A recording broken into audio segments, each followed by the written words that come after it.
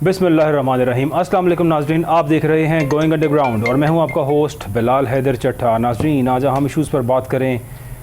पाकिस्तान के अंदर कराची साइड पे तूफ़ान का ख़दशा, यानी सिंध के साहिली इलाकों के ऊपर खुदा न ख्वास्ता तूफ़ान का ख़दशा है और ऐसा महसूस होता है कि जो बिपरजॉय नामी तूफ़ान है, इससे अल्लाह ना करे कुछ तबाहकारियों का सामना करना पड़ेगा। कहा यह जा रहा है कि आने वाले चंद रोज़ के अंदर ये तूफ़ान कराची के इलाकों के से हिट करेगा और वहाँ पर ऐसा महसूस होता है जिस तरह खुदा न ख्वास्ता कुछ ना कुछ तबाहकारियाँ वहाँ पर कर सकता है।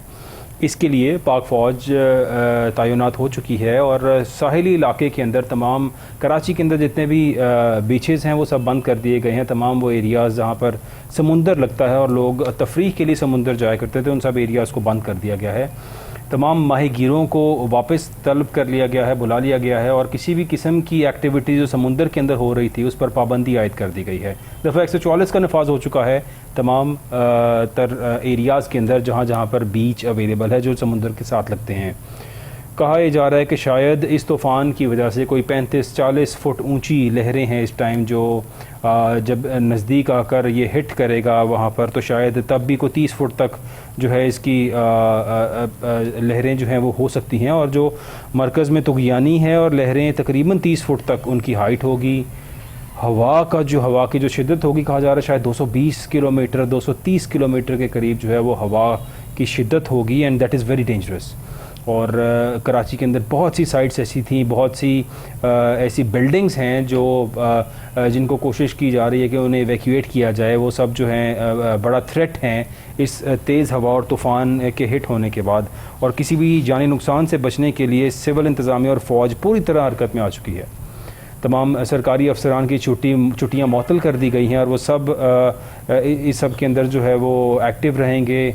बहुत से एरियाज़ जो हैं उनको विकेट किया गया है और इस बिपरजॉय तूफ़ान का फ़ासला दिन ब दिन कम होता जा रहा है कराची की तरफ। कहा जा रहा है कि इसका कराची का एरिया और कराची के साथ सिंध का एरिया जो है वो, और इंडिया के साथ जो लगता है, यानी अहमदाबाद का इलाका और साथ कुछ और थोड़ा सा एरिया इंडिया का, वो भी इससे इफ़ेक्ट होगा। अल्लाह ताला हम सबको महफूज रखे, लेकिन इसके लिए प्रिकॉशंस लेना बहुत ज़रूरी है।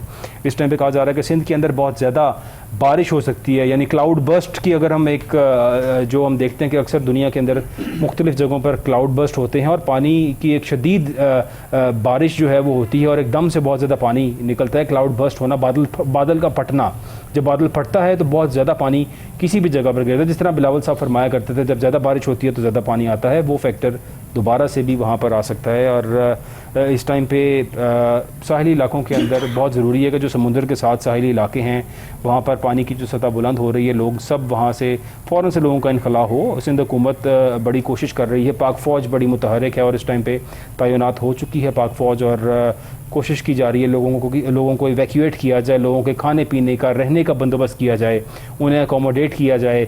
इवन कि कराची के वो एरिया जो सब साहिल के नज़दीक लगते हैं, वो क्लिफ्टन का एरिया हो, वो डिफेंस का एरिया हो, वहाँ पे भी लोगों को कहा जा रहा है कि वो अपने घरों को इवैक्यूएट करें। लोग बड़े परेशान हैं, कह रहे हैं अगर हम अपना घर छोड़ेंगे तो कहाँ जाएंगे। लेकिन बहरहाल इस सूरत में इंसानी जान बचाना बहुत ज़रूरी है, इसके लिए तमाम तर इक़दामात किए जा रहे हैं। इसी के साथ अगर मुल्की हालात की वाकई बात करें तो इस टाइम पे आज चेयरमैन PTI पेश हुए GIT के सामने, और इस्लामाबाद में DIG के ऑफ़िस में GIT के सामने पेश हुए, और पेश होकर उन्होंने कहा कि जो तमाम तर वीडियो क्लिप हैं, उन्होंने कहा उनकी ज़िम्मेदारी कबूल करता हूँ, और उन्होंने कहा कि ऐसी कोई बात वीडियो क्लिप्स में नहीं है जो कंट्रोवर्शियल हो, मेरे ख़िलाफ़ हो, और ऐसी कोई बातें उन्होंने की। चेयरमैन नादरा की बात की जाए, मुस्ताफ़ी हो चुके हैं चेयरमैन नादरा और उनको बैरून मुल्क जाने से भी रोक दिया गया है, और कहा जा रहा है कि चेयरमैन नादरा पर पाबंदी आयद कर दी गई है। वो फ़ॉरेन ट्रेवल नहीं कर सकते क्योंकि उनका नैब के अंदर केसेस चल रहे हैं, नैब और FIA में मतलूब हैं, उनके कुछ केसेस हैं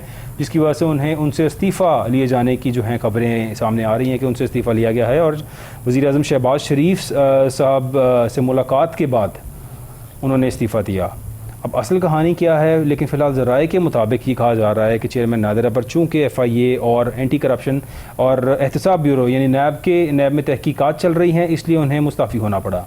क्या ये तहकीकात आज चलना शुरू हुई हैं जो उन्हें आज मुस्ताफ़ी होना पड़ा, या इसके पीछे रीज़न कुछ और है? बहरहाल वज़ीर-ए-आज़म शहबाज शरीफ साहब की जानिब से कह दिया गया है कि इनका इस्तीफ़ा मंजूर किया जाए, इस्तीफ़ा इनसे लिया जाए, और चेयरमैन नैब को मुस्ताफ़ी होना पड़ गया है। बिहाइंड द सीन क्या रीज़न्स हैं, लेकिन फ़िलहाल यही कहा जा रहा है कि शायद नैब और FIA के अंदर तहकीकात जारी हैं, इस वजह से उन्हें करना पड़ रहा है चेयरमैन नादरा को। और साथ ही देखें, अगर इत्तेहादियों में इख्तिलाफ़ात की कुछ बातें आ रही हैं और कहा जा रहा है कि चूँकि इलेक्शंस का दौर नज़दीक आ रहा है, कहा जा रहा है कि शायद 8 अक्टूबर की जो एक डेट है इलेक्शंस की, जो PDM की जानिब से दी गई थी, और PDM इस बात पर कायम है आज तक कि शायद 8 अक्टूबर को हम ये इलेक्शंस करवाएंगे। PDM के कुछ लोग, नॉट ऑल ऑफ देम, लेकिन वो कहते हैं कि 8 अक्टूबर को हम इलेक्शंस जो होंगे उसमें हिस्सा लेंगे। क्या 8 अक्टूबर को इस मुल्क में इलेक्शंस हो पाएंगे? लेकिन इस खबर के साथ ही इख्तिलाफ़ात की जो एक ख़बरें हैं कुछ, वो सामने आना शुरू हो गई हैं कि शायद इत्तेहादियों में आपस में इख्तिलाफ़ात कुछ शुरू हो चुके हैं। और ये तो होना ही था, जब सीट एडजस्टमेंट की बात आएगी, जब दोबारा से सियासत की बात आएगी, दोबारा से इलेक्शंस की बात आएगी, तो ये सब जो एक हैं ये अलहदा होंगे और एक दूसरे के ख़िलाफ़ उसी तरह से फिर से मुतहर्रिक होंगे जिस तरह ये हमेशा रहे हैं। पीपल्स पार्टी और Muslim League Noon, they have been the rivals since this country. और शायद अगर हम चार्टर ऑफ डेमोक्रेसी की बात करें, charter of the country, charter of Pakistan जो किया था नवाज़ शरीफ साहब ने और बेनज़ीर साहिबा ने, उसके बाद से भी देखा जाए तो इसी तरह से एक दूसरे के मुखालिफ रहे हैं ये उस चार्टर ऑफ डेमोक्रेसी के बाद भी। लेकिन अब क्या होगा? बजट की बात की जाए तो बजट तो दे दिया हुकूमत ने, लेकिन बजट को किसी भी तरह से यानी कहीं पे भी देखा जाए तो किसी तरफ से रिलीफ की आवाज़ नहीं आ रही है।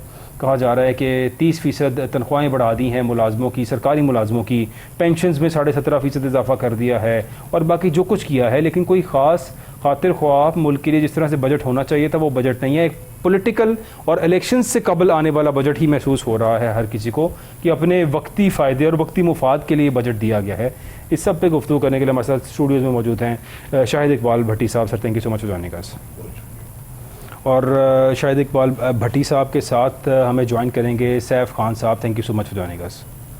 अपनी बात का आगाज़ करूँगा शाहिद इकबाल भट्टी साहब से। भट्टी साहब, जो बजट आया है इस टाइम पे, और चूंकि आप इकोनॉमी के भी एक्सपर्ट हैं और कुछ थोड़ा सा इन चीज़ों को, फाइनेंशियल चीज़ों को डील करना, इन सबको आप देखते हैं, इस बजट को किस तरह से आप देख रहे हैं सर कि यहाँ पे मुल्क के अंदर क्या आवाम को इस बजट से कुछ रिलीफ महसूस होगा या नहीं होगा? कल भी हमारी बड़ी डिस्कशन इसी के ऊपर रही और इन दी एंड यही था कि इस बजट से इंडस्ट्री को और बाकी तमाम चीज़ों को उस तरह से खातिर ख्वाह फ़ायदा नहीं होगा जिस तरह से होना चाहिए था। What's your take on that? बहुत शुक्रिया बिलाल। जहाँ तक बजट की बात रही, तो अगर तो आप स्टांस रखेंगे PDM का, तो बजट जो है वो फ्लॉप है। जहाँ तक आप वर्डिक्ट लेंगे PMLN का, तो बजट बहुत कामयाब है, क्योंकि PDM के अंदर भी इख्तलाफ हैं बजट के हवाले से। और अगर हम आवाम को देखेंगे तो ये देखें, एक गवर्नमेंट जो आपने अभी अपने इंट्रोडक्शन में कहा कि 8 अक्टूबर को इलेक्शन होने जा रहे हैं, तो बीइंग ए फाइनेंशियल एक्सपर्ट हो या बीइंग ए एनालिस्ट हो या जो भी हम पाकिस्तानी होने के नाते और म्यार रखते हैं, ठीक, तो मेरे जहन में एज ए एक्सपर्ट ये बात बन नहीं पा रही, घुस नहीं रही कि एक गवर्नमेंट के पास 2 से 2.5 माह या 40 से 50 दिन बाकी रह गए हों और वो 1 साल का बजट जो है ना वो करके दे दे। आसान लफ्जों में आपके व्यूअर्स के लिए, पाकिस्तानी आवाम के लिए जी, ये कैसा बजट हो सकता है जो उधार के लिए हुए पैसों से आप एक ऐसे मुल्क की प्लानिंग करें जो एटॉमिक पावर है, ठीक है, उसमें आपके 14,800 अरब के करीब का अगर बजट पेश किया गया हो और जिसमें आपकी इनकम जो है वो कोई 7,500 अरब के करीब हो, यानी 8,700 के करीब हो और कोई तकरीबन 7,000 अरब के 700 अरब के करीब खसारा हो, यानी अगर फेडरल गवर्नमेंट के पास अगर 2 से 3 अरब रुपया बचे प्लस माइनस करके जी, तो वो उसने 24 अरब की जो इंस्टॉलमेंट्स देनी होती हैं उनके पास तो अपने लोन को रीशेड्यूल करने के, वापस करने के पैसे नहीं है। तो ये जो मैं शाह महमूद कुरैशी साहब को कभी भी फाइनेंशियल एक्सपर्ट नहीं मानता, हालांकि वो वज़ीर ख़जाना 85 से पहले पंजाब के रह चुके हुए हैं, नवाज शरीफ भी रह चुके हैं, वो भी रह चुके हुए हैं, लेकिन मैंने आज उनकी जो बात सुनी तो मैं वाकई मानता हूँ बीइंग फाइनेंशियल एक्सपर्ट कि ये गोरख धंधा है, ट्विस्टिंग है, यानी एक पीस ऑफ माइंड है। इसको प्योर आप पॉलिटिकल बजट कह सकते हैं। कौन सी अवाम यार पाकिस्तान की, मुझे ये बताइएगा, क्या इस बजट में जो प्रॉपर्टी के जो लोग हैं उनको रिलीफ मिल रहा है? प्रॉपर्टी का काम कोई गरीब लोगों का काम है, उनके लिए रिलीफ दिया गया है। ओवरसीज पाकिस्तानीज को $50,000 से ऊपर के रिलीफ की बेनिफिट की बात की गई है। तो क्या जो ओवरसीज पाकिस्तानी है वो गरीब हैं? यहाँ के 25 करोड़ में से अगर हमारी गुर्बत से नीचे 5 करोड़ की आवाम जा चुकी है और जो 10 करोड़ दरमियान में फंसी हुई है, जो एज पे है, वो जो 15 करोड़ का जंक है इस बजट में, उसके देखे आवाम को चाहिए था। क्या हमारे 2017 की बात करते हैं नून लीग वाले और पीटीआई वाले बात करते हैं 2019-20 की, क्या हमारी प्राइसेस 2017 या 2019 पे जा सकती हैं? इस वक्त जो महंगाई है, जो इन्फ्लेशन, जो इनकम है, अगर ये सारी चीजें नहीं हो सकती, हमारा पेट्रोल 120-130 तक नहीं जा सकता, हमारा घी आटा पिछली कीमतों पे ना नून लीग ले जा सकती है, ना ही पीडीएम की दूसरी पार्टी लेके जा सकती है, और ना ही पीटीआई अगर दोबारा भी आ जाए तो वो उसको लेके जा सकती है। तो ये तो आवाम के साथ एक बहुत बड़ा जुल्म है ना। कम से कम सच तो बोला करें ना। देखें ये जो पॉलिटिकल लोग हैं ना, इनकी सबसे बड़ी प्रॉब्लम जो है ना, वो चाहे किसी भी पार्टी से उनका ताल्लुक हो, तो मैं ये समझता हूं कि ये आवाम को आधा सच बताते हैं। आधे सच का मतलब ये होता है जो कि झूठ का लिबादा जिसने ओढ़ा होता है उसको आधा सच कहा जाता है। Half truth all the times in the life is more dangerous than full truth. तो हाफ ट्रूथ बताएगा, यहाँ पे हर कोई हाफ ट्रूथ ही बताता है, पूरी बात बताएंगे तो खुद ही फंसेंगे। कैसे पूरी बात बताते हैं सर? वो बस आप देखें ना, उन्होंने मुफ्ता इस्माइल साहब को निकाला, उससे पहले इमरान खान साहब ने 3 निकलने के बाद काफी सच बोल रहे हैं वैसे आप। वो कौन से वाले? मुफ्ता इस्माइल साहब। देखिए मसला ये है कि सीट पे बैठ के सच नहीं ना बोलते, सीट से उतर के मुश्किल फैसले उस टाइम पे भी मुफ्ता इस्माइल, वो तो यार फैसल वाडा, देखिए फैसल वाडा रिव्यू कंटिन्यू किया, 8th रिव्यू को ब्लॉक नहीं किया जिस तरह से 9th रिव्यू को। देखिए फैसल वाडा साहब ने भी सच बोले, शौकत अजीज साहब भी बाद में सच बोलते रहे, शौकत तरीन साहब ने भी सच बोले, इसहाक डार साहब भी शायद कल को सच बोले। और आपको मैं बता दूं, मुफ्ता इस्माइल थे या पीटीआई की गवर्नमेंट थी तो लंदन में बैठ के इसहाक डार साहब भी सच ही बोल रहे थे। ठीक है, आज नहीं सच वो बोल रहे। आज वो आके जब खुद वजारत खजाना की सीट पे बैठे हैं, क्योंकि मैं एक दौर में 99 में, हमें भी होश थी, हम नौजवान थे, उन्होंने पाकिस्तान को रेस्क्यू किया था इसहाक डार साहब की। सरताज अजीज साहब के होते हुए पाबंदी लगी, लेकिन रेस्क्यू किया था। मैं समझता हूँ कि फाइनेंशियली रेस्क्यू एक्सपर्ट वो 99 के इरा में रहे, जिसका क्रेडिट वो आज तक लेते हैं अपनी स्पीचेस में। मैं आपको बता दूं सर, वो तो 2013-14 का भी लेते हैं, उनके मुताबिक तो क्रेडिट यार मैं सच की बात कर रहा हूँ बिलाल। वो तो कहते हैं कि वो हर चीज का क्रेडिट ही इसहाकदार साहब 2000 उन्होंने इस मुल्क में जो कुछ हुआ है, वादा माफ हुआ है, वादा माफ गवाह भी तो वही बने ना, फिर उसका क्रेडिट तो वादा माफ गवाह बने तो फिर 99 का भी तमाम मलबा वादा माफ गवाही के अंदर डाला होगा। मुझे तो सच बोलने देना, जो काम जिसने थोड़ा बहुत अच्छा किया वो किया है। ठीक, मैं आज कह रहा हूँ कि शौकत अजीज साहब के दौर में, चाहे वो मुशर्रफ साहब का दौर था, लेकिन आज हमें वो दौर याद आ रहा है, वो इन पॉलिटिकल इरा से बहुत बेहतर दौर था। ठीक है, वो कम से कम अगर वो सच नहीं बोलते थे, लेकिन कम से कम ये जो आजकल झूठ बहुत ज्यादा बोला जा रहा है, वो इतनी झूठी बातें भी तो नहीं करते थे। अवाम इतनी बाशऊर हो चुकी है। इमरान खान साहब ने अपना बेड़ा गर्क तो कर लिया, अपनी पार्टी खत्म करवा ली, लेकिन लोगों में सेंसिबिलिटी जिसको उजागर करने का शौर तो दे दिया। अब किसी ने उसको नेगेटिव ले लिया, किसी ने उसको पॉजिटिव ले लिया। तो मैं बात तो अच्छी है वैसे, अवाम में शौर तो आ गया, शौर आ गया, लेकिन खान पर्सन जिसने शायद इतना शौर दिया हो अवाम को। जी हाँ, लेकिन खान साहब के जो ऑनरशिप करने वाले जो कल्ट थे, अगर उन्होंने उसको गलत ले लिया और खान साहब आज प्रॉब्लम में है, तो उनको उनकी इस्लाह करनी चाहिए थी। लेकिन मैं फिर कहूंगा इसहाक डार साहब और शौकत तरीन में, इसहाक डार साहब और शौकत तरीन दोनों एक जैसे जो है, दोनों इकोनॉमिस्ट नहीं थे, दोनों फाइनेंशियल एक्सपर्ट थे, दोनों वजीर खजाना रहे। You can compare Miftah Ismail with Hafeez साहब जो वो दोनों इकोनॉमिस्ट, हफीज शेख साहब, हफीज शेख साहब, ठीक है। अगर यहाँ पे गौस मैडम के मियाँ जो हफीज पाशा साहब हैं, अगर वो बेगम वजीर मुमलकत खजाना है, उनकी बात उनके मियाँ नहीं मान रहे और वो कह रहे ये सारा फिडलिंग वाला और एक रॉन्ग प्रोजेक्टेड एक बजट पेश किया गया है जिसकी रियलिटी नहीं है। यानी बजट उन्होंने सिर्फ एक पॉलिटिकल मूव के लिए, मेरे पास पैसे नहीं है, मेरे पास अपनी इनकम के पैसे नहीं है, मेरे पास अपने खाने के पैसे नहीं है और मैं 30 से 35% गवर्नमेंट मुलाजमीन को एक होप दे दूं। ऐसी होप तो इमरान खान साहब भी देते रहे, जॉब्स की, घर बनाने की। क्या बना उसके बाद? क्या वैक्सीनेशन का क्या हाल हुआ? तो मुझे इसाक डार साहब बताएं, क्या इनको ये गारंटी है कि 30 से 35% और 17% पेंशन बढ़ाने की ये बातें कर रहे हैं और डेली वेजेस की ये 32,000 से ऊपर लेके जा रहे हैं इनकम को? इनके पास पैसा कहां से आएगा? कहां से पैसा आएगा? पाकिस्तान में इस वक्त कोई ग्रोथ नहीं है। पाकिस्तान की एक्सपोर्ट इंडस्ट्री डिक्लाइनिंग का शिकार है। पाकिस्तान में इंपोर्ट बंद है। पाकिस्तान में हमारा जो फूड क्राइसिस, अभी तक इतनी अच्छी फसलें होने के बावजूद वो खराब चल रहा है। अब आप जो नई बहस शुरू हो गई है कि कल से वो कोई एक नया सैलाब आ रहा है, जो समुद्री मैं सैलाब की बात कर रहा हूँ, तो वो अब वो सिर्फ कराची उसका इफेक्ट ही नहीं बनेगा, अल्लाह ना करे कि इफेक्ट हो, उसमें बदीन और ठट्ठा भी शामिल होंगे। नहीं, रहीम यार खान तक कह रहे हैं कि उसका जो है इम्पैक्ट आज तो हमने लाहौर में भी देख लिया ना।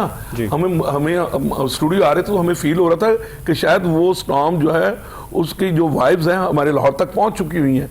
लेकिन मैं फिर कहूंगा कि बजट बुक्स में, राइटिंग में तो शानदार है, प्रैक्टिकली मैं जीरो कहता हूं।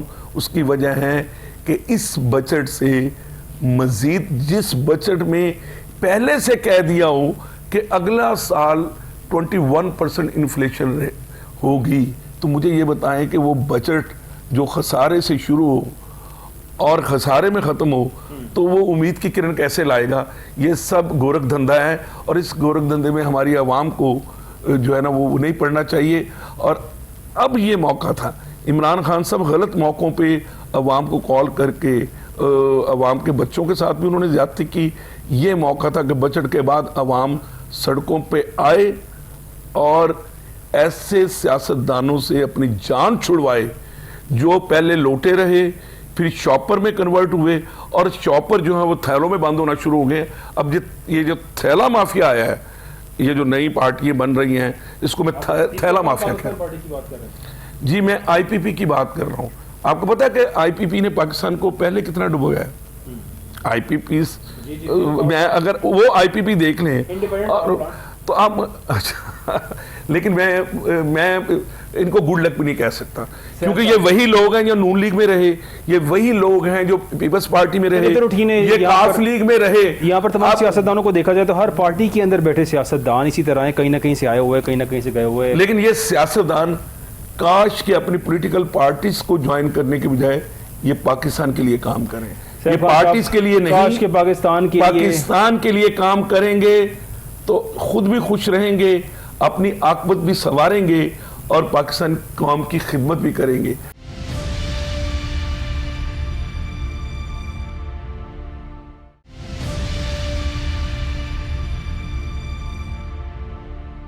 नेशन की ये ख्वाहिश है कि यहाँ पर ऐसे लीडर्स आएँ, ऐसे हुक्मरान आएँ जो मुल्क के लिए काम करें, जो अवाम के लिए काम करें, जो अवाम की खिदमत करें यहाँ पर आकर। लेकिन मेरा नहीं ख्याल कि यहाँ पे कोई अवामी खिदमत के लिए आता है। हर कोई अपने फ्यूचर, अपनी चीज़ों को ठीक करने के लिए और अपने आप को ठीक करने के लिए यहाँ पे आता है। अवाम सिर्फ वोट लेने के लिए याद आती है, उसके बाद अवाम कभी भी याद नहीं आते पूरे टेन्योर के अंदर, बल्कि लूट मार का बाजार गर्म होता है हर तरफ। यानी अगर हम तमाम चीज़ों को देखें, अब तमाम के वो लीडर्स जो उतर चुके हैं, जो इस टाइम पे अगर नहीं भी हैं पावर्स में, तो वो सच बोल रहे हैं और कह रहे हैं कि इंतहा से ज़्यादा करप्शन हो रही है। चेयरमैन नैब साहब 2 दिन पहले लाहौर थे, उन्होंने ये कहा जब वो ईडन वालों के चेक डिस्ट्रीब्यूट कर रहे थे लोगों में, वहाँ पे आकर उन्होंने बाकायदा क्लेम किया और ये बताया कि करप्शन बहुत ज़्यादा बढ़ चुकी है पहले से। ये ईडन वही ग्रुप नहीं है जिसमें बहुत ज़्यादा विक्टिम है और जिनकी कब्र पे वो सारे मसले मसाइल हुए थे? जी, वही ग्रुप, वही ग्रुप, और जो जिनका एक ताल्लुक चीफ जस्टिस एक्स पाकिस्तान से बनता है। जी बिल्कुल ऐसी। और देखना, जब ये ऐसे वाकयात पाकिस्तान में ईडन ग्रुप के साथ होंगे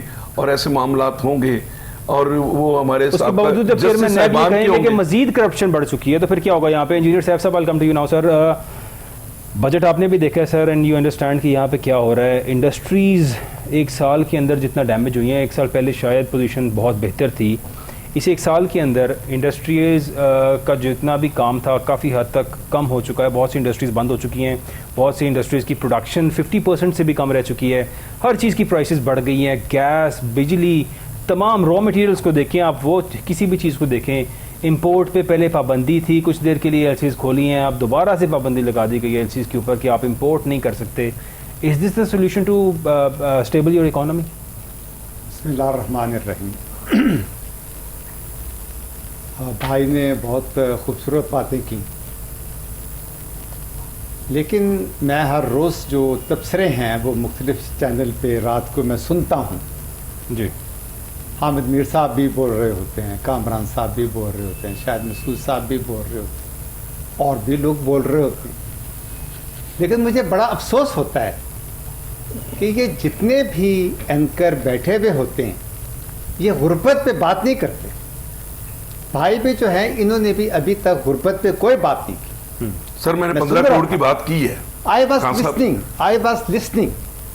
मैं ये अर्ज करना चाह रहा हूँ कि इंडस्ट्री जो है वो क्या करेगी। मैं टेक्सटाइल इंडस्ट्री में काम करता हूँ, जॉब करता हूँ। पहले गैस का रेट जो है वो आज से कोई 2 साल पहले, 1.5 साल पहले तकरीबन कोई 18 रुपए पर यूनिट था। ठीक। अब वो गैस का रेट जो है ना वो गालबन कोई 42 रुपए पर यूनिट पर चला गया। ठीक।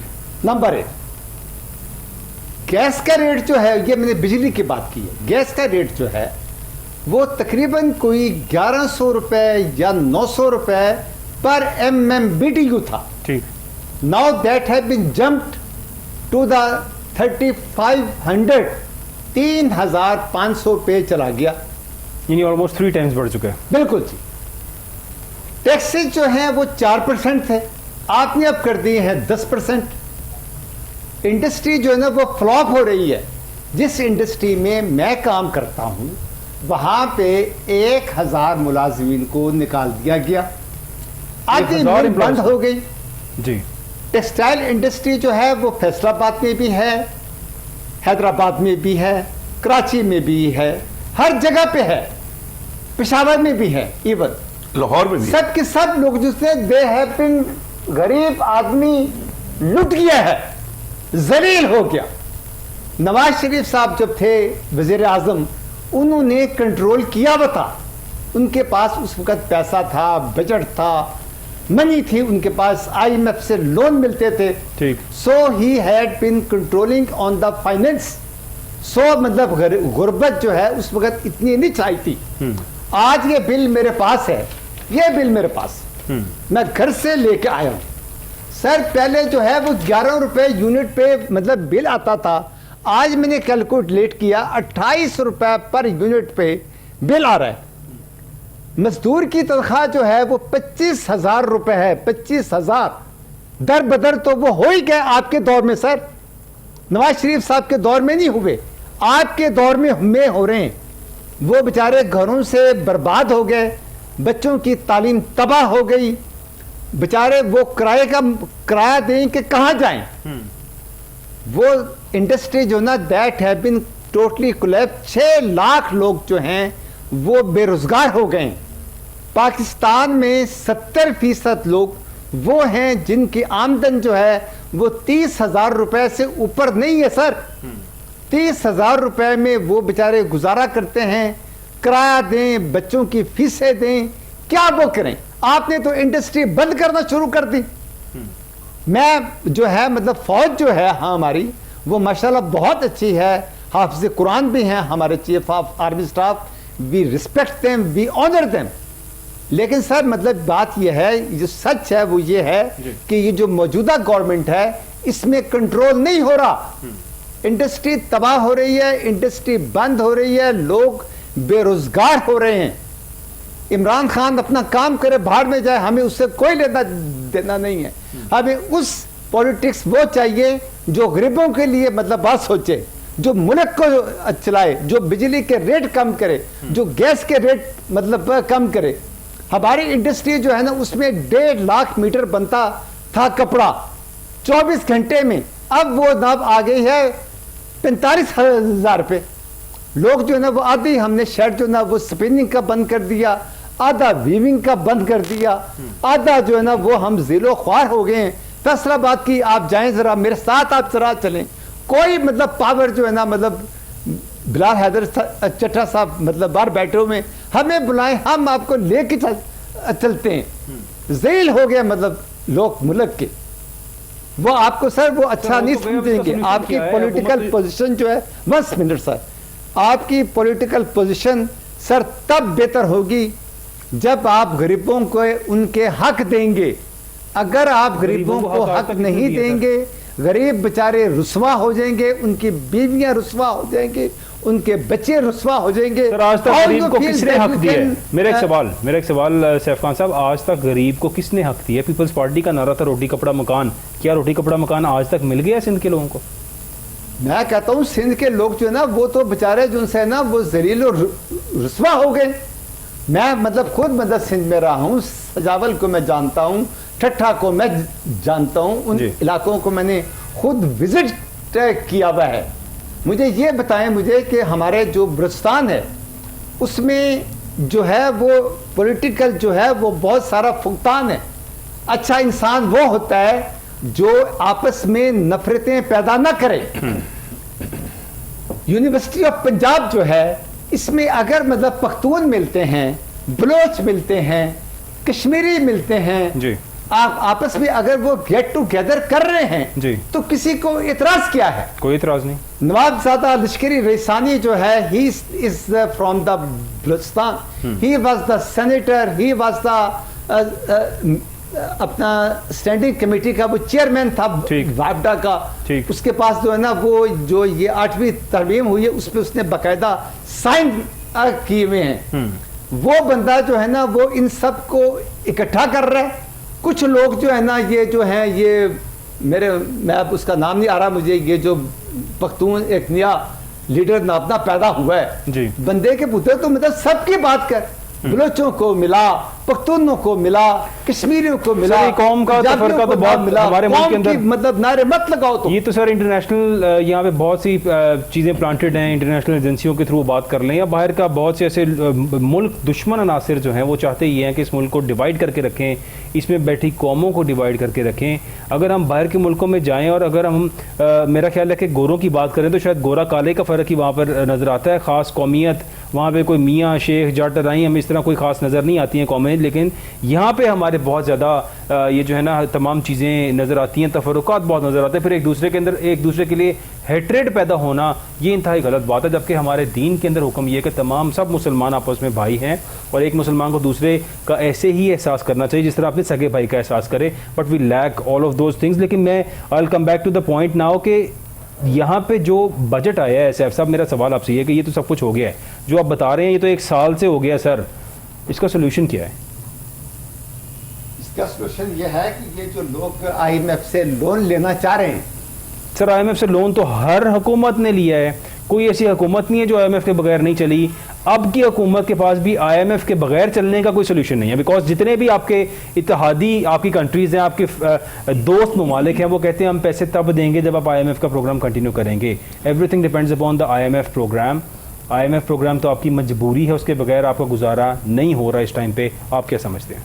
गवर्नमेंट जो है ना, मौजूदा गवर्नमेंट जो है ना वो ये सोचती है कि हमने 92 में 12 खरब रुपए जो हैं वो इकट्ठे कर लेंगे जी, पासपोर्ट के मद में कर लेंगे, या ये जो हैं ये इसमें बैंक जो है उसमें कर लेंगे, स्टेट बैंक ऑफ पाकिस्तान से कर लेंगे।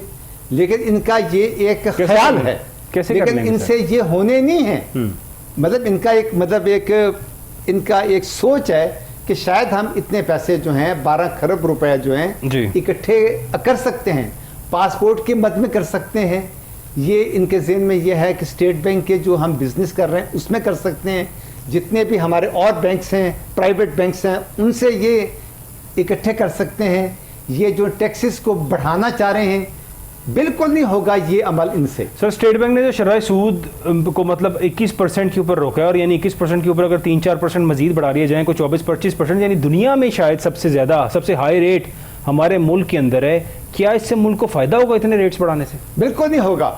बात यह है कि जिस मुल्क में, जिस कंट्री में जो पॉलिटिकल पार्टी भी गैस बिजली को रेट को कंट्रोल नहीं कर पाएगी, उसकी इंडस्ट्री भी तबाह होगी, इंडस्ट्री बंद हो जाएगी। और कल को वो ये अगर चाहेगी कि मुझे जो है ना वो वोट मिले, वो नहीं मिलना आपको फिर ना वोट तब मिलेगा जब आप लोगों के गुर्बत के बारे में सोचेंगे।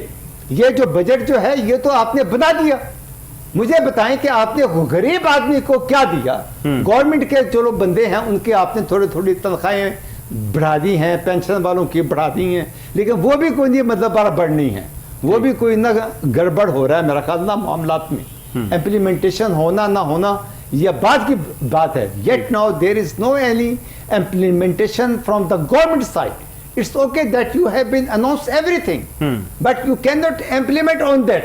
When you will implement, then we shall see that you are the successful government. When you will think for the poor, then we may say गरीब का सोचेंगे, अवाम का सोचेंगे, peoples. गरीब अवाम का सोचेंगे और उनके लिए कुछ बेहतर करेंगे तो ही कुछ फ़ायदा होगा इस मुल्क में। अदरवाइज तो सब क्लेम्स ही हैं, और ये क्लेम्स इसी तरह धरे के धरे रह जाएंगे, और हर हुकूमत इसी तरह क्लेम्स करती है। इससे पहले चेयरमैन PTI भी ये कहा करते थे कि मैं लाखों नौकरियां दूंगा, करोड़ों नौकरियां दूंगा इस मुल्क के अंदर, और पता नहीं कितने करोड़ घर बना दूंगा इस मुल्क के अंदर, नई रेवोल्यूशन आ जाएगी। सब बातें की बातें, कुछ भी नहीं किया गया, कुछ भी नहीं किया गया, और बल्कि बहुत ज़्यादा महंगाई हुई उनके दौर में भी, कर्जे भी रिकॉर्ड कर्जे लिए गए, लेकिन उनके कर्जे लेने के बाद इस हुकूमत ने 1 साल में शायद उनका रिकॉर्ड भी तोड़ दिया।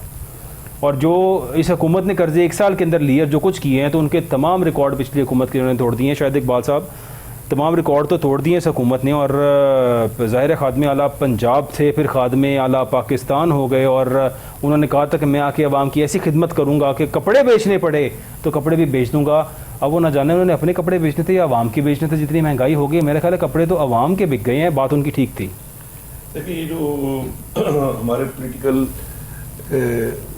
लीडर्स हैं, सो कॉल्ड, मैं उसके साथ एक लफ्ज़ बोल रहा हूँ, सो कॉल्ड, मैं इसलिए बोल रहा हूँ कि जितने भी लोग आते हैं ना, जिसको हम बयानिया का लफ्ज़ आजकल पिछले 4-5 सालों में बड़ा पॉपुलर हुआ कि बयान करना, और बयानिया से वो बयानिया बन गया, या जी वो उसका स्लोगन, ये अच्छे लगते हैं ब्रांडिंग करते कि बात तुमसे हो, घर ऐसा होना चाहिए, बेगर्स आर नॉट चूजर, कोई लंगरखाने खोल रहा था, कोई हेल्थ कार्ड दे रहा था, कोई लैपटॉप दे रहा था, कोई चीनी पे सब्सिडी दे रहा था।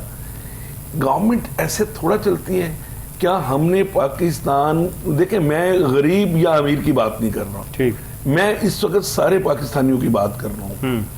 मैं आपको पता है कि लाहौर चैम्बर में अब पिछले दिनों बड़ी एक्टिव रही है, इससे पहले जी, तो मैंने लाहौर चैम्बर्स के भी अरबपति लोगों को गरीब ही पाया। ठीक, सब फुकरे हो चुके हैं, सब डिफॉल्ट कर चुके हुए हैं, इंडस्ट्री चल नहीं रही। सिर्फ और सिर्फ जिनका ताल्लुक इस वक्त किसी ना किसी तरीके से पार्लियामेंट के साथ बनता है, सिर्फ वही खुशहाल हैं। और पार्लियामेंट की कमेटीज, सब कमेटीज, या उनके जो गैंग्स हैं उनके साथ बनता है, वो तो इस वक्त या ग्रेड 18 अबव के जो लोग हैं उनकी सर्वाइवल तो पाकिस्तान में है। बाकी 24-25 करोड़ अवाम में से इस 50 लाख को आप निकाल दें या 1 करोड़ को साइड पे कर दें, बाकी सारे के सारे जो लोग हैं वो पिस रहे हैं। तो गरीब तो हम सब हो गए हैं। जो आज से 5 साल पहले मॉडरेट था वो गरीब हो गया, जो गरीब था वो गरीब तर हो गया, और जो अमीर थे वो गरीब होने को जा रहे हैं। उस जो आप बार बार एक क्वेश्चन कर रहे हैं, शायद उसको हम पिक नहीं कर पा रहे, मैं और खान साहब, वो उसको मैंने अभी आपके सामने पेश कर देता हूं कि क्या हमारी किसी भी गवर्नमेंट के पास सॉल्यूशन है? हम प्रॉब्लम सॉल्वर गवर्नमेंट हैं, हम प्रॉब्लम शूटर गवर्नमेंट बनाने वाले हैं, या हम प्रॉब्लम क्रिएटर गवर्नमेंट बनाने वाले हैं? गवर्नमेंट किसी की भी हो, किसी के पास सॉल्यूशन नहीं है। आज आप पुराने हमारे अगर को उठा के देख लें, वो वैसे तो गायब है मंजर से, लेकिन ट्वीट पे लगे हुए हैं कि ये से ये हो गया, फिर उन्होंने अपने दौर में क्यों नहीं किया। इसी तरह आप नून लीग जो है वो 2017 से नहीं निकल रही, यानी वो ये 1.5 साल जो शहबाज शरीफ साहब के ट्विटर पे आप अगर आप चले जाएं, जो मेरे पास ट्विटर अकाउंट मैं देखता हूं कभी कभी वो खुद करते हैं या उन्होंने कोई अपना पीएसओ रखा हुआ है, उसमें अभी तक सीएम लिखा होता है। ठीक, तो इसका मतलब है कि सीएम पंजाब ही हैं, वो पीएम पाकिस्तान नहीं है। ठीक, वो स्पीड जो है उनकी, वो स्पीड के साथ ना वो एस खत्म हो गया है शहबाज, और वो पीड रह गया है। जो पीड्स नहीं होते वो रह गए हुए हैं, तो उनके पास सलूशन नहीं है। चीचू के बराबर 13, अब 13 नहीं, अगर आप आईपीपी को मिला ले तो 14 फ्रिक्शंस जो हैं। सर, इत्तेहादियों में इख्तिलाफात की खबरें भी आ रही हैं यहाँ पे। यार मुझे ये बताएं, इत्तेहादी कौन कहते हैं यार इनको? इत्तेहादी है सर। कौन से वाले? मिलके इन्होंने इत्तेहाद है अभी तक जो पीडीएम इत्तेहाद किसके लिए किया? 13 जमातें। एक मिनट, पहले इमरान खान भी किसी इत्तेहाद में रहे, आज से 8-10 साल पहले। हमेशा इत्तेहाद बनाया जाता है। हुकूमत भी इत्तेहाद में थी, काफ लीग साथ थी, लेकिन लोग एमक्यूएम साथ थी, मेरा तजिया सुन जीडीए साथ थी। इत्तेहादी मैं आप देखिए, इत्तेहाद इसलिए नहीं बनाया जाता कि पाकिस्तान की खिदमत करनी है, इत्तेहाद बनाया जाता है कि उसको गिराया जाए और खुद पावर में आया। खिदमत तो सिर्फ पाक फौज ने करनी है, जो कोशा है, हमेशा हर वक्त कोशा है, हर जगह पे कोई भी पाकिस्तान से मुश्किल है तो पाक फौज खिदमत कर रही होती है और किसी ने खिदमत नहीं। बिलाल, मैं एक स्टडी कर रहा था कि पिछले दिनों हम बैठे हुए थे, तो लोग बहुत ज्यादा हमारे पाक आर्मी को क्रिटिसाइज करते हैं। इस बजट में मुझे ये बताएं कि पाक आर्मी के बारे में इतनी बातें चल रही होती हैं, तो कितना बजट रखा गया? 18 ट्रिलियन ही रखा गया ना, उससे ज्यादा बाकियों के बजट नहीं है। और ये जो बार बार हम क्लेम करते हैं कि पाक आर्मी हर बिजनेस में इन्वॉल्व है, और एक हमारा खास फ्रिक्शन जो पाक आर्मी, देखें आप पॉजिटिव क्रिटिसाइज जिसको मर्जी कर लें, अगर पाकिस्तान प्रॉब्लम में एक एटॉमिक मुल्क है, एक इदारा हमारा पूरी दुनिया में रिकॉग्नाइज हो रहा है, सिर्फ एक इदारा, अगर हम उसको भी गिराने के लिए और उसको भी मिटाने के लिए, वही सबसे मुनज़्ज़म इदारा है और मुनज़्ज़म इदारा है इस मुल्क के अंदर। अच्छा, उस इदारे पे इल्जामात क्या लग रहे हैं जी? ये तो बिजनेसेस में इन्वॉल्व। सर, ये तो सब फोक्सी कहानी है। मैं खुद, let's don't waste time on that. अब मेरा सवाल सर एक last, because I have short of time. रूस से जो तेल आ गया है पाकिस्तान, और साथ ही आज गैस भी पाकिस्तान पहुंच चुकी है तेल के बाद, आप क्या समझते हैं कि तेल की कीमतों में कोई ख्वातिर ख्वा कमी आएगी? आप दोनों से मेरा सवाल है, इंजीनियर साहब से पहले आप जवाब दीजिए। आज मैं ये समझता हूँ कि 45 मैट्रिक टन ऑयल जो है जी, वो आज पहुंचा जी, 2-3 दिन पहले, 4 दिन जी, जो पहला जहाज आया जी। नंबर 2, गैस भी आ जाएगी, आ गई है, गैस भी आज पहुंच गई है। मैं गवर्नमेंट ऑफ पाकिस्तान से ये सवाल है, आज भी जो है, जो हमारे पावर के जो मिनिस्टर हैं जी, पेट्रोलियम के, डॉक्टर मुसद्दिक मलिक साहब ने प्रेस कॉन्फ्रेंस भी की जी, बिल्कुल की, लेकिन उनकी प्रेस कॉन्फ्रेंस तो है कि तेल आ गया। ये भी उनकी प्रेस कॉन्फ्रेंस में से कुछ समझ नहीं आती। तेल आने से पहले डॉक्टर मुसद्दिक मलिक साहब कहते थे रशिया से तेल आ गया तो बहुत बड़ा फर्क आएगा मार्केट में। फिर उनकी स्टेटमेंट, फिर कुछ अरसे के बाद ये स्टेटमेंट आई कि रशिया का तेल आ भी जाएगा, कोई फर्क नहीं पड़ना, प्राइसेस वही देनी है। अब आगे फिर उनकी कभी, यानी कुछ स्टेटमेंट होती है, कभी कुछ स्टेटमेंट होती है, इसमें इतना डिफरेंस क्यों? Now the question rise, question ये है कि तेल तो आ गया, गैस भी आ गई जी। अब मजा तो तब है ना, आपको हम कामयाब पॉलिटिशियन, कामयाब गवर्नमेंट तब मानेंगे जब आप इनके रेट कम करेंगे ताकि इंडस्ट्री चले, लोगों के घर बर्बाद ना हो। फौज का जहां तक मतलब भाई साहब ने मतलब बात की है, शायद भाई ने, फौज जो है वो सबके लिए काबिल एहतराम है जी। हर रोज वो जानों का नजराना देते हैं, बिल्कुल। उनकी बेटियां जो है ना वो यतीम होती हैं, उन्हीं की वजह से हमसे देखभाल उनसे है ना वो बेचारी बेवा होती हैं, उनके बारे में बात करना जो है ना, वो उनके खिलाफ बोलना जो है ना, ये तो वैसे कमीनापन है। They are the army of the Pakistan. Pakistan है तो आर्मी है, आर्मी है तो पाकिस्तान है। लेकिन बात यह है कि हमारी जो सियासतदान हैं ये अपने फायदे लेने के लिए अपनी प्रॉब्लम को जो है ना इनसे हल होती नहीं है, ये बेचारी फौज को भी ले आते हैं बीच में, और फौज जो है ना वो अल्लाह वास्ते की बदनाम होना शुरू हो सर जाती शॉर्ट ऑफ द टाइम ये बात तो पहले The भी होगी है। people start to be the Saif साहब मेरा influencer सवाल जो आपसे ये था कि ये जो तेल आया है क्या इससे सस्ता होगा, यानी प्लीज आप सवाल पे स्टिक रहिएगा। नहीं, क्या कोई तेल नहीं। की वजह से मार्केट में मैं प्राइस कम ये होगी ऑयल समझता की? कि ये कम कर पाए, क्योंकि जैसे ही डॉलर का रेट बढ़ने, ठीक। इनसे डॉलर का रेट तो कम नहीं हो रहा। ठीक है। 300 रुपए पे तो अभी भी स्टैंड कर रहा है, जी। 340 पे इसने पहुंचना है। ठीक है। जैसे 340, 310, 315 पे ये पहुंचेगा, ठीक है। तो वो जो सब का सब नुकसान है वो सब मलिया मेट बन जाएगा। शायद इकबाल साहब, गैस आ गई रशिया से, तेल आ गया रशिया से, पिछली हुकूमत कहती थी 30% डिस्काउंट पे उस टाइम उनको मिल रहा था, लेकिन वो उसको मिलने में आज इस हुकूमत ने 1 साल लगा दिया है। आप क्या समझते हैं, क्या ये तेल और ये गैस की यहाँ पहुँचने से कोई तेल की कीमतों में और गैस की कीमतों में कमी आएगी? देखिए 15 दिन और महीने के लिए रिलीफ जरूर दिया जाएगा। पॉलिटिकल जो इस वक्त हीट है जिसमें इलेक्शन 50%, मैं आपके चैनल पे ये कह रहा हूं कि इलेक्शन नहीं होंगे। नून लीग भी नहीं चाहती, कम मौलाना फजल रहमान भी नहीं चाहती। बिल्कुल ये बिल्कुल सस्ता करेंगे। 20 रुपए पहले कम किया है, ये 20 रुपए और कम करेंगे। मैं आपको आज ब्रेकिंग न्यूज दे रहा हूं, लेकिन ये for the short period of time होगा। ये मैं आपको सर वो तो वैसे भी इंटरनेशनल, क्योंकि आज 3 रुपए इंटरनेशनली गिरा है जी, इन्होंने $3 सर। हाँ जी, तीन डॉलर, सॉरी मैं कह रहा हूँ $3 गिरा है। इसाक डार साहब ने आपको पता 2 दिन पहले बयान दिया है कि डॉलर को और साथ बोस्तान साहब को साथ मिलाया है और कहा जी हम डॉलर को जो है नीचे लेके आएंगे। और आज वो 289 पे बैंकिंग में जा चुका हुआ है। बोस्तान साहब को साथ मिलाना पड़ गया डार साहब को। बोस्तान साहब बड़े क्लेम्स करते हैं और वो कहते थे कि पाकिस्तान को मैं सारा कर्जा पाकिस्तान का उतार दूंगा, एक बार मेरी बात पे आए, ये हुंडी हवाले को प्रॉपर चैनल के थ्रू कर लें तो मैं सारा कर्जा यानी वो हुंडी डार साहब को बोस्तान वाले को लीगल करना चाह रहे हैं ना जी। लेकिन मैं आपको बता दूं ये बिल्कुल सस्ता होगा। क्या ये 150 रुपए पे चला जाएगा? क्या ये 200 को आ जाएगा? My answer is no. ये 15-20 रुपए का रिलीफ मिलेगा, लेकिन डॉलर और पेट्रोल की कीमत बराबर रहनी है। अब मुकाबला है कि डॉलर कहां तक जाता है और पेट्रोल कहां तक जाता है। ये पाकिस्तानी अवाम को ये मुसीबत देखनी पड़ेगी, गवर्नमेंट कोई भी आ जाए। यानी कि ये रेस है डॉलर की और पेट्रोल प्राइस की, जो अब इन दोनों में से यानी मुकाबला कायम ही रहेगा। और वो गवर्नमेंट पंजाब, मैं आपको बता दूं इन पॉलिटिशियंस से ये काम नहीं होगा। आपने चार्टर ऑफ पाकिस्तान का नाम लिया था, जो पिछले 1.5 साल से मैं भी कह रहा हूं और अब गवर्नमेंट में भी और सियासतदानों में भी ये बात हो रही है। पाकिस्तान में सख्त जरूरत है प्रोफेशनल गवर्नमेंट की, टेक्नोक्रेट की नहीं, प्रोफेशनल गवर्नमेंट की। सियासतदानों का इन हालात में गवर्नमेंट चलाना टोटल बैन होना चाहिए। प्रोफेशनल की गवर्नमेंट आनी चाहिए।